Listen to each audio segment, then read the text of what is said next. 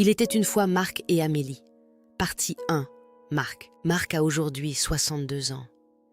Mais lorsqu'il me raconte cette histoire, c'est le petit garçon de 12 ans qui parle encore. Marc avait 12 ans quand son père est mort, tué lors d'une battue de chasse. Il avait aussi une petite sœur, Amélie, la petite princesse de son père, celle qu'on protégeait, celle qu'on rassurait, celle qu'on aimait ouvertement.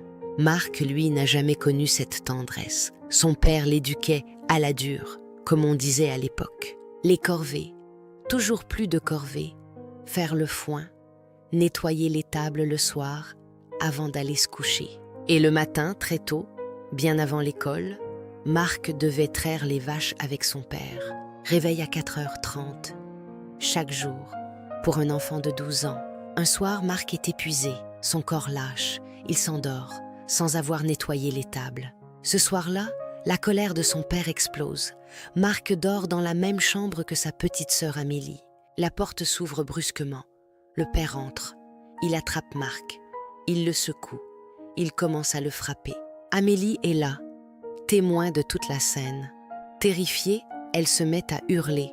Puis, elle se cache sous le lit. Marc tente de fuir, mais il n'y arrive pas. Cette nuit-là, il est battu. Encore. Quand le père a terminé, il se tourne vers Amélie.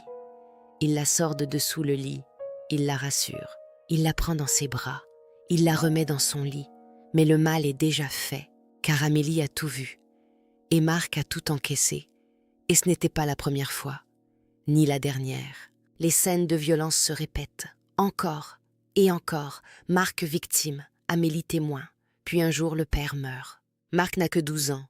Et au fond de lui, il se sent soulagé. Mais il s'est tellement endurci, tellement construit dans la violence, que cette violence lui manque presque. Et son père, malgré tout, lui manquait.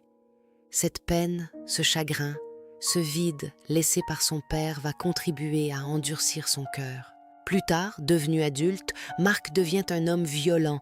Il bat son épouse, parce que c'est ce qu'il a connu, parce que c'est tout ce qu'il a appris, parce que c'est tout ce dont il a pu bénéficier dans son enfance. Mais surtout, parce qu'au fond de lui, il en veut à sa mère.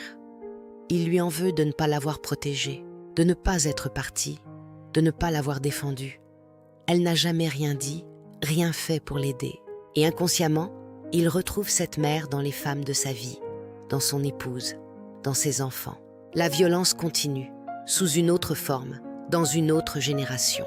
Derrière chaque comportement, il y a une histoire. Écoutons-la avant de juger. La suite, tout bientôt.